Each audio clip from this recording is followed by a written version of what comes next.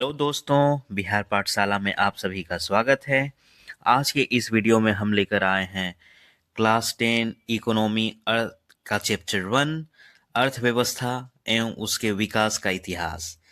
इस और चैप्टर 1 के टॉपिक 3 में हम पढ़ेंगे अर्थव्यवस्था की संरचना या ढांचा, स्ट्रक्चर्स ऑफ इकोनॉमी। अर्थव्यवस्था की संरचना का क्या अर्थ है? स्ट्रक्चर ऑफ इकोनॉमी का क्या अर्थ है? अर्थव्यवस्था की संरचना का मतलब है कि देश में होने वाली विभिन्न आर्थिक गतिविधियों, जितने भी विभिन्न आर्थिक गतिविधियों को किस किस उत्पादन क्षेत्र में बांटा गया है। तो किसी भी अर्थव्यवस्था में अनेक प्रकार की आर्थिक गतिविधियां होती हैं या हो सकती हैं, जैसे कृषि, उद्योग, व्यापार, बैंकिंग, बीमा, परिवहन, संचार आदि। इन सभी गतिविधियों को उनकी प्रकृति, जितने भी ऊपर में हमने बैंकिंग, कृषि, उद्योग, इनके प्रकृति और कार्य के आधार पर 3 प्रमुख क्षेत्रों में बांटा है। कितने प्रमुख क्षेत्रों में बांटा गया है? 3 प्रमुख क्षेत्रों में बांटा गया है। अर्थव्यवस्था के 3 क्षेत्र हैं। प्राथमिक क्षेत्र, जिसको प्राइमरी सेक्टर बोलते हैं, इनका मेन है इस क्षेत्र में प्रकृति से सीधे संसाधन प्राप्त किए जाते हैं। प्राइमरी सेक्टर्स, द्वितीयक क्षेत्रक या सेकेंडरी सेक्टर, तृतीयक क्षेत्रक या टर्शियरी सेक्टर्स। तो प्राथमिक क्षेत्र में प्रकृति से सीधे संसाधन, कहाँ से? प्रकृति से सीधे संसाधन हम लोग प्राप्त करते हैं, उसे हम लोग प्राइमरी सेक्टर कहते हैं। उदाहरण के तौर पर है कृषि, सीधी गेहूं की उपज, धान की उपज होती है कृषि, मक्का की उपज, पशुपालन, डेयरी पशुपालन जो है वो प्राइमरी सेक्टर्स में आते हैं। मछली का पालन, ये प्राइमरी सेक्टर्स में आते हैं। वानिकी, वन वन से जो हम लोग उपज करते हैं। खनन, ये सब डायरेक्टली हम लोग ओर से निकालते हैं, खनन, ये सब प्राइमरी सेक्टर्स है। यह क्षेत्र अर्थव्यवस्था की नींव मानी जाती है। नींव मतलब फाउंडेशन। किसी भी अर्थव्यवस्था की फाउंडेशन, अगर आपके पास प्राकृतिक रिसोर्सेज ज़्यादा हैं तो आप एक तरह से मजबूत अर्थव्यवस्था बनने की ओर आप अलग अलग प्रोडक्ट को आप सेकेंडरी और टर्शियरी सेकेंडरी सेक्टर्स में बना करके उसका एक्सपोर्ट कर सकते हैं। द्वितीयक क्षेत्र, सेकेंडरी सेक्टर, इस क्षेत्र में प्राथमिक क्षेत्र से जो भी प्राप्त कच्चे माल हैं उनको उद्योग द्वारा तैयार माल में बदला जाता है। उद्योग द्वारा क्या किया जाता है? माल को तैयार किया जाता है, उसको हम लोग सेकेंडरी सेक्टर बोलते हैं। उदाहरण के लिए कारखाने, जैसे गेहूं है, गेहूं से आटा बना रहे हैं। चावल है, उसको वैल्यू एडिशन कर रहे हैं। धान है, उसको वैल्यू एडिशन कर रहे हैं। सूत है या धागा है, उससे हम लोग कपड़े बना रहे हैं। तो वस्त्र उद्योग, चीनी मिल, गन्ने से चीनी बना रहे हैं। इस्पात उद्योग, कारखाने इत्यादि। यह क्षेत्र औद्योगिक विकास से जुड़ा होता है। औद्योगिक विकास है, ये जितना ज़्यादा जब डेवलप होगा हमारा विकास उतना ही ज़्यादा होगा। तृतीयक क्षेत्र है सेवा क्षेत्र या टर्शियरी सेक्टर, सर्विस सेक्टर, जिसको टर्शियरी और सर्विस सेक्टर भी बोलते हैं। इस क्षेत्र में सेवाएं प्रदान की जाती हैं, न कि वस्तुओं का उत्पादन किया जाता है। यहाँ क्या है? सेवाएं प्रदान की जाती है। उदाहरण के लिए परिवहन, परिवहन में हम लोग बस वगैरह चलती है तो सेवाएं प्रदान की कर रहे हैं। बैंकिंग, सेवाएं प्रदान की जा रही है। बीमा, शिक्षा, स्वास्थ्य, संचार, व्यापार इत्यादि, इसमें सेवाएं प्रदान हम लोग करते हैं। यह क्षेत्र अन्य दोनों क्षेत्रों को सहायता प्रदान करता है।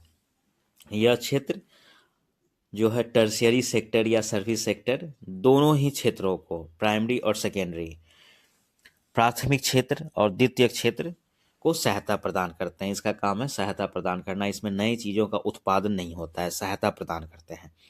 परीक्षा के लिए महत्वपूर्ण पॉइंट्स हम लोग को ध्यान रखना है। अर्थव्यवस्था की संरचना याद रखना है कि 3 क्षेत्रों में विभाजन किया गया है। कृषि प्राथमिक क्षेत्र है, उद्योग द्वितीयक क्षेत्र है, सेवाएं तृतीयक क्षेत्र है, टर्शियरी या सर्विस सेक्टर है। अब हम लोग भारतीय अर्थव्यवस्था की संरचना देखेंगे। Structures of the Indian economy क्या है?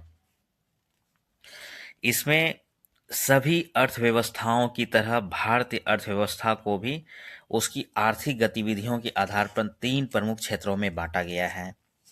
भारतीय अर्थव्यवस्था की संरचना को चार्ट के माध्यम से आसानी से समझा जा सकता है। चार्ट के माध्यम से भी हम लोग समझते हैं कि भारतीय अर्थव्यवस्था के 3 क्षेत्र हैं।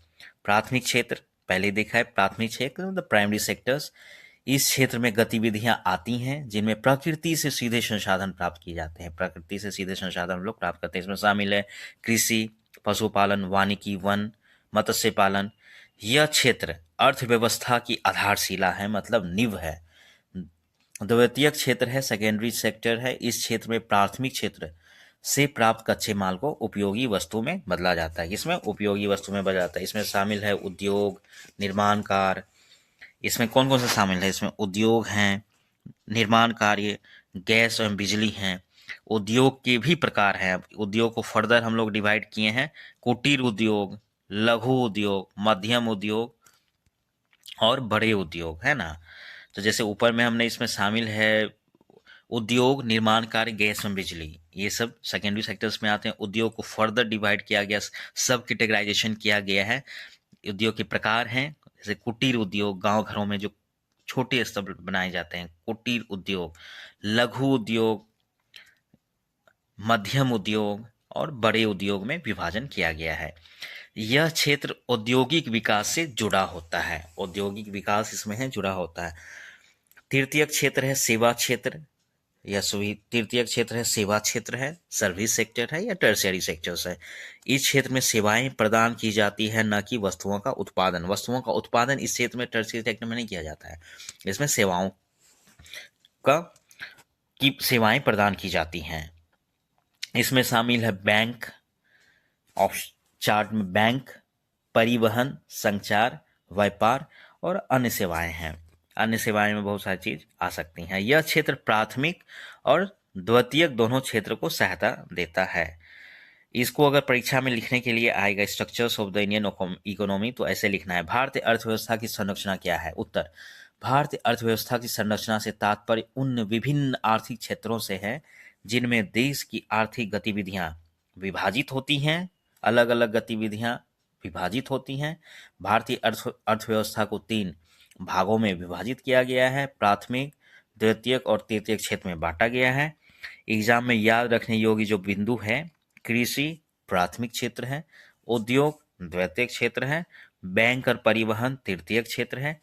सेवा क्षेत्र का विस्तार विकास का संकेत है। अगर सेवा क्षेत्र बढ़ रहा है, सेवा क्षेत्र की डेवलपमेंट बढ़ रही है, कि सपोज पहले 10% इंडियन इकोनॉमी में कंट्रीब्यूट करती थी, वो अभी अगर 50% कर रही है, इसका मतलब ये विकास का संकेत है। अर्थव्यवस्था का क्षेत्र हम लोग देखते हैं, प्राथमिक क्षेत्र हम लोग देखे हैं, प्राइमरी सेक्टर्स हैं। प्राथमिक क्षेत्र को कृषि क्षेत्र भी कहा जाता है। इस क्षेत्र में वे गतिविधियां आती हैं जिनमें प्रकृति से सीधे संसाधन प्राप्त किए जाते हैं। पहले भी हम देखें, प्रकृति से सीधे संसाधन प्राप्त किए जाते हैं। इसके अंतर्गत कृषि, पशुपालन, मत्स्य पालन, वनों से वस्तुओं की प्राप्ति। यह क्षेत्र अन्य सभी क्षेत्रों की आधारशिला है। द्वितीयक क्षेत्र में, सेकेंडरी सेक्टर्स में औद्योगिक क्षेत्र भी कहा जाता है। इस क्षेत्र में प्राथमिक क्षेत्र से प्राप्त कच्चे मालों को उद्योग द्वारा उपयोगी वस्तुओं में बदला जाता है। इसके अंतर्गत आते हैं खनिजों का दोहन, निर्माण कार्य, उद्योग, गैस और बिजली का उत्पादन। यह क्षेत्र औद्योगिकरण और विकास का प्रतीक है। तृतीय क्षेत्र है टर्शियरी और सर्विस सेक्टर। तृतीय क्षेत्र को सेवा क्षेत्र कहा जाता है। इसमें वे गतिविधियां शामिल होती हैं जो सेवाएं प्रदान करती हैं, न कि वस्तुओं का उत्पादन। सेवाएं प्रदान इसके अंतर्गत आते हैं बैंक में बीमा, परिवहन, संचार, व्यापार। यह क्षेत्र प्राथमिक और द्वितीयक क्षेत्रों की गतिविधियों को सहायता प्रदान करता है, इसलिए इसे सेवा क्षेत्र कहा जाता है। महत्वपूर्ण है, एग्जाम पॉइंट्स ऑफ व्यू से याद रखनी है। प्राथमिक क्षेत्र प्राकृतिक संसाधन, द्वितीयक क्षेत्र उद्योग व निर्माण, तृतीयक क्षेत्र सेवाएं। तीनों क्षेत्रों का योगदान राष्ट्रीय आय में शामिल है। जो राष्ट्रीय आय बनती है, नेशनल इनकम बनती है, इसमें तीनों ही क्षेत्रों का योगदान रहता है, प्राइमरी सेक्टर, सेकेंडरी सेक्टर और टर्शियरी सेक्टर्स। इसके लिए कुछ मॉडल आंसर्स देखते हैं। अगर एग्जाम्स में ये क्वेश्चन आते हैं कि अर्थव्यवस्था के विभिन्न क्षेत्रों का वर्णन कीजिए, तो कैसे लिखना है। अर्थव्यवस्था को उसकी आर्थिक गतिविधियों के आधार पर 3 भागों में बांटा गया है। आर्थिक गतिविधियों के आधार पर 3 भागों में बांटा गया है, प्राथमिक, द्वितीयक और तृतीयक क्षेत्र। प्राथमिक क्षेत्र में कृषि एवं प्राकृतिक संसाधनों से संबंधित कार्य आते हैं। द्वितीयक क्षेत्र में उद्योग और निर्माण कार्य शामिल हैं। जबकि तृतीयक क्षेत्र सेवाओं से संबंधित है, जो अन्य दोनों क्षेत्रों को सहयोग प्रदान करता है। अर्थव्यवस्था एवं इसके विकास का इतिहास। अब हम लोग इसमें एक चार्ट दी गई है, बुक्स में आप देखेंगे तालिका 1.1, राष्ट्रीय आय में विभिन्न क्षेत्रों का योगदान इसमें दर्शाया गया है, जिसमें क्षेत्र हैं, प्राथमिक वर्ष हैं, 1901 की बात की गई है, 1947 की और 2007 की बात की है, जिसमें तीनों क्षेत्रों का इस तालिका में कंपैरिजन है। जैसा कि 1947 में प्राथमिक क्षेत्र में आप 1901 में प्राथमिक क्षेत्र में आप देखेंगे 63.6% कंट्रीब्यूशन है। द्वितीयक क्षेत्र में, प्राथमिक क्षेत्र में ही 1947 में 58.7% है और 2007 में 22% है ये प्राथमिक क्षेत्र में। द्वितीयक क्षेत्र में देखेंगे 1901 में वो है 12.7% और 1947 में है 14.3% और 2007 में है 22%। मतलब द्वितीयक क्षेत्र मतलब इंडस्ट्रीज का कंट्रीब्यूशन बढ़ा है, मैन्युफैक्चरिंग का कंट्रीब्यूशन बढ़ा है। तृतीयक क्षेत्र में हम देखेंगे 1901 में है 23.7% कंट्रीब्यूशन सेवा, 1947 में है 27% कंट्रीब्यूशन और 2007 में है 56%। मतलब सेवा क्षेत्र बढ़ रहा है ईयर ऑन ईयर। तो तालिका से हम लोग निष्कर्ष, इंपॉर्टेंट एनालिसिस ये निकालते हैं कि प्राथमिक क्षेत्र का योगदान 1901 में 63.6%, 1947 में 58.7% और 2007 में घटकर यह 22% रह गया। जबकि द्वितीय क्षेत्र का योगदान 1947 में 14.3% था, 2007 में बढ़कर 22% हो गया और तृतीय क्षेत्र या सेवा क्षेत्र का योगदान 1947 में 47% था और 2007 में बढ़कर आज़ादी के टाइम पर हम लोग 27% सर्विस सेक्टर का कंट्रीब्यूशन था। अब ये बढ़कर 56% हो गया। इससे स्पष्ट होता है कि स्वतंत्रता के बाद में सेवा क्षेत्र का तीव्र विकास हुआ है और भारतीय अर्थव्यवस्था पहले जो कृषि आधारित से सेवा आधारित बनती जा रही है। अभी भी कृषि आधारित महत्वपूर्ण है, लेकिन कृषि आधारित से सेवा आधारित बनती जा रही है। परीक्षा में लिखने योग्य निष्कर्ष है कि तालिका से स्पष्ट है कि स्वतंत्रता के बाद भारत की अर्थव्यवस्था में संरचनात्मक परिवर्तन हुआ है। पहले जो एग्रीकल्चर की कंट्रीब्यूशन इतनी ज़्यादा थी, अब सेवा और टर्शियरी सेक्टर्स की कंट्रीब्यूशन ज़्यादा हो गई है। प्राथमिक क्षेत्र का योगदान घटा है, जबकि तृतीयक क्षेत्र का योगदान सर्वाधिक बढ़ा है, जो आर्थिक विकास का संकेत है। अब हम लोग देखेंगे अर्थव्यवस्था के प्रकार, देखेंगे टाइप्स ऑफ इकोनॉमी हम लोग देखेंगे, जो बहुत ही इम्पोर्टेंट है। इसमें हम लोग जानेंगे कैपिटलिस्ट या पूंजीवादी इकोनॉमी क्या होती है, समाजवादी या सोशलिस्ट इकोनॉमी क्या होती है, मिश्रित इकोनॉमी क्या होती है, इंडिया किस टाइप ऑफ इकोनॉमी को फॉलो करता है। तो पहला है पूंजीवादी अर्थव्यवस्था, कैपिटलिस्ट इकोनॉमी। पूंजीवादी अर्थव्यवस्था वह होती है जहां उत्पादन के साधनों का, जो उत्पादन का साधन है, सपोज कोई फैक्ट्री है, उत्पादन करने का जो साधन है, उसका स्वामित्व या ऑनर जो है निजी व्यक्तियों के पास होता है। सपोज कोई कंपनी हम ओपन किए, खोलें, तो कोई अगर हम नमक बना रहे हैं तो सॉल्ट बनाने की कंपनी हमने या खोला है, तो ये हमारी निजी स्वामित्व है। तो ये है कैपिटलिस्ट इकोनॉमी और वे इन्हें निजी लाभ के लिए उपयोग कर सकते हैं। निजी लाभ के लिए हम उपयोग, कितना प्रोडक्शन करना है, इसमें लाभ हम अपना कितना रखेंगे, ये निजी लाभ के लिए उपयोग करते हैं। उदाहरण के लिए किस किस कंट्री में कैपिटलिस्ट इकोनॉमी है? अमेरिका है, जापान है, ऑस्ट्रेलिया है। दूसरा समाजवादी अर्थव्यवस्था या सोशलिस्ट इकोनॉमी। समाजवादी अर्थव्यवस्था वह होती है जहां उत्पादन के साधनों का, जो उत्पादन के साधन है, उसका स्वामित्व और संचालन सरकार के पास होता है तथा उनका उपयोग सामाजिक कल्याण के लिए किया जाता है। इसमें सोशलिस्ट इकोनॉमी में क्या होता है कि जो उत्पादन के साधन का जो स्वामित्व है या ऑनर है या ऑनर्स है, वो किन के पास रहता है? ऑनरशिप वो सरकार के पास रहता है। इसलिए इसको सोशलिस्ट इकोनॉमी या समाजवादी अर्थव्यवस्था कहते हैं। इनका कुछ कंट्री का हम लोग उदाहरण है, कंप्लीट सोशलिस्ट इकोनॉमी नहीं है लेकिन मिक्स ऑफ थिंग है, जैसे चीन है, क्यूबा है, ये सब सोशलिस्ट इकोनॉमी है। वर्तमान समय में कई देशों में इसका स्वरूप बदल रहा है, जैसे चीन में भी बदल रहा है, क्यूबा में भी बदल रहा है। तीसरी अर्थव्यवस्था के प्रकार में हम लोग आते हैं मिक्स्ड इकोनॉमी। पूंजीवादी और समाजवादी अर्थव्यवस्था दोनों के गुण इसमें पाए जाते हैं। भारत भी एक मिश्रित या मिक्स्ड इकोनॉमी है, मिश्रित अर्थव्यवस्था है। एग्जाम में याद रखने के लिए वन लाइन पॉइंट्स हो सकते हैं। भारत एक मिश्रित अर्थव्यवस्था है। सेवा क्षेत्र सबसे अधिक योगदान 2007 में था, प्राथमिक क्षेत्र का योगदान घटता हुआ, तृतीय क्षेत्र का विकास मतलब आर्थिक प्रगति का संकेत है। मिश्रित इकोनॉमी में हम लोग वह अर्थव्यवस्था होती है जिसमें उत्पादन के साधनों का स्वामित्व सरकार के तथा निजी व्यक्तियों दोनों के पास होती है। जैसे भारत में मिश्रित अर्थव्यवस्था पाई जाती है, मिक्स्ड इकोनॉमी पाई जाती है। इसका एक सिंपल उदाहरण है। मिश्रित अर्थव्यवस्था की मुख्य व्यवस्था है सरकारी और निजी क्षेत्रों का सह अस्तित्व करना। जैसे कुछ उद्योग सरकार के नियंत्रण में होते हैं, कुछ उद्योग निजी क्षेत्रों द्वारा संचालित होते हैं। पूंजीवाद और समाजवाद का मिश्रण, यह अर्थव्यवस्था पूंजीवाद और समाजवाद के बीच का मार्ग है। कुछ उद्योग निजी क्षेत्र के द्वारा संचालित होते हैं। पूंजीवाद और समाजवाद का मिश्रण, यह अर्थव्यवस्था पूंजीवाद और समाजवाद के बीच का मार्ग है। It's a Midway between capitalism and socialism.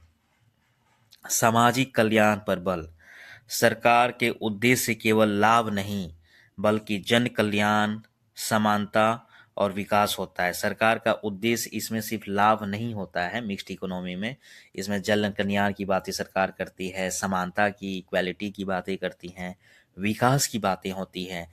नियोजन और स्वतंत्रता दोनों सरकार आर्थिक योजनाएं बनाती हैं। साथ ही निजी क्षेत्रों को कार्य करने की स्वतंत्रता देती है। निजी क्षेत्रों को कार्य करने की स्वतंत्रता सरकार द्वारा दी जाती है। भारत की अर्थव्यवस्था क्यों मिश्रित है? भारत में जैसे रेलवे, रक्षा, बिजली जैसे क्षेत्र सरकार के अधीन हैं, जबकि आजकल बिजली भी प्राइवेट हो गई है। निजी क्षेत्रों द्वारा भी बिजली बनाई जाती है। उद्योग, व्यापार, बैंकिंग जैसे क्षेत्र निजी हाथों में भी हैं और सरकार के हाथों में भी हैं। इसलिए भारत को मिश्रित अर्थव्यवस्था कहा जाता है। परीक्षा में जो मॉडल आंसर्स आपको लिखने हैं, मिश्रित अर्थव्यवस्था क्या है, तो इसका उत्तर है मिश्रित अर्थव्यवस्था वह अर्थव्यवस्था है जिसमें उत्पादन के साधनों का स्वामित्व सरकार और निजी व्यक्तियों दोनों के पास होता है। सरकार और निजी व्यक्तियों दोनों के पास होता है। यह पूंजीवाद और समाजवाद के बीच का मार्ग है। भारत में मिश्रित अर्थव्यवस्था पाई जाती है जहाँ सामाजिक कल्याण और आर्थिक विकास दोनों पर, सामाजिक कल्याण और आर्थिक विकास, एक तरफ आर्थिक विकास भी करना है, दूसरी तरफ सामाजिक कल्याण भी करना है, दोनों पर बल दिया जाता है। तो वन लाइन पॉइंट्स ध्यान रखने हैं। भारत एक मिश्रित अर्थव्यवस्था है। सरकारी प्लस निजी क्षेत्र साथ साथ काम करते हैं। उद्देश्य क्या है? विकास भी करना और सामाजिक न्याय भी करना।